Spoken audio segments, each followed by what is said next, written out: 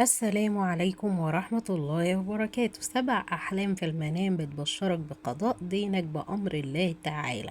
تعالوا بينا نشوف ايه هم ال7 أحلام. وقبل أي حاجة اللهم صل وسلم وبارك على سيدنا محمد وعلى آله وأصحابه أجمعين.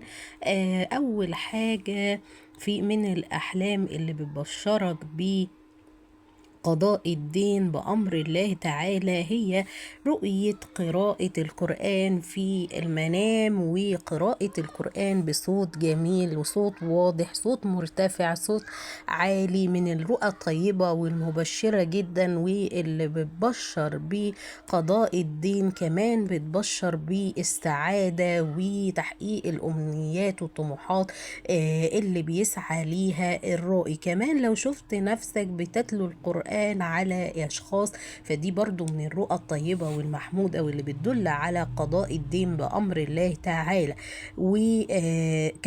وكمان رؤية آه أكل الفاكهة في المنام من الرؤى الطيبة والمحمودة، وخصوصا إنها تكون فاكهة يعني فاكهة صبحة، فاكهة طازجة، فاكهة نضرة، فاكهة تسر الناظرين زي ما بنقول كده، يعني ما فيهاش أي مشاكل، مش بايظة، مش كويسة، لا، الفاكهة طازة كده وجميلة، من الرؤى الطيبة والمحمودة واللي بتبشر أيضا بقضاء الدين وقدوم الخير والرزق والسعادة لصاحب الرؤية أو صاحبة الرؤية في القريب العاجل.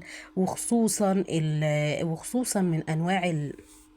من انواع الفاكهه اللي بتدل على قضاء الدين بسرعه قوي، خصوصا اكل الموز لو كلته، دي من الرؤى الطيبه جدا اللي بتدل على الخير. كمان رؤيه التفاح لو كلته برضو من الرؤى الطيبه اللي بتدل على قضاء الدين. والفراوله وغيرها من الرؤى، غيرها من الفواكه اللي بتدل على قضاء الدين بأمر الله تعالى. كمان رؤية السجود بأمر الله تعالى من الرؤى الطيبة. لو شفت نفسك بتصلي وبتسجد وبتدعي ربنا وبتدعي بقضاء الدين، فده من الرؤى الطيبة والمحمودة اللي بتدل على استجابة الدعاء بأمر الله وقضاء دينك بأمر الله وسعة الرزق ليك ولأولادك بأمر الله تعالى. كمان رؤية المساجد في المنام، وخصوصا لو كان المسجد النبوي أو المساجد المقدسة زي المسجد الأقصى وغيره من المساجد، دي من الرؤى الطيبة والمحمودة جدا اللي بتدل على قضاء الدين بأمر الله تعالى. الذهاب للحج أو للعمرة من الرؤى اللي بتدل على قضاء الدين. كمان رؤية الروضة النبوية الشريفة، ودي من الرؤى الطيبة والمحمودة بأمر الله واللي بتدل على استجابة الدعاء بأمر الله وقضاء الدين وزوال أي يعني مشكلة أو هم عند الرائي أو الرائية، فده بشرى بالفرج القريب. كمان قيام الليل في المنام من الرؤى الطيبة اللي بتدل على قضاء الدين بأمر الله، ويعني الفرج القريب لصاحب الرؤية وصاحبة الرؤية بأمر الله تعالى. كمان رؤية شرب الماء في المنام من الرؤى الطيبة والمحمودة واللي بتدل على قضاء الدين بأمر الله تعالى.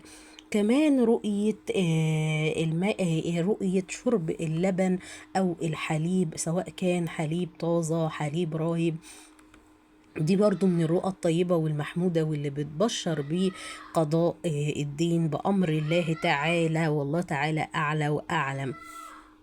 كمان رؤية إن حد بيدفع بدالك الدين، ديت من الرؤى أيضا اللي بتدل على قضاء الدين. كمان رؤية النقود المعدنية في المنام من الرؤى الطيبة اللي بتدل أيضا على ان الرائي بأمر الله هيجيله رزق وفير وهيجيله مال هيقدر يسد بيه دينه في القريب العاجل بأمر الله تعالى. كمان كمان من الرؤى الطيبة والمحمودة هي رؤية سيدنا النبي صلى الله عليه وسلم، ودي من الرؤى الطيبة والمحمودة واللي أيضا بتبشر بقضاء الدين. كمان رؤية الصلاة على سيدنا النبي في المنام من الرؤى الطيبة والمحمودة واللي بتدل أيضا على قضاء الدين بأمر الله تعالى. كمان رؤية الدعاء، لو شفت نفسك بتدعي كتير جدا وبتبكي، ويعني الكلام اللي انت بتقوله وانت يعني بتدعي بقضاء الدين، فده بيدل ايضا على قضاء الدين واستجابة الدعاء بأمر الله تعالى، والله تعالى أعلى وأعلم. كمان رؤية إنك بتبص للسماء وبتقول آية من آيات الفرج في المنام، فده برضو من الرؤى الطيبة والمحمودة واللي بتدل على قضاء الدين بأمر الله تعالى، والله تعالى أعلى وأعلم.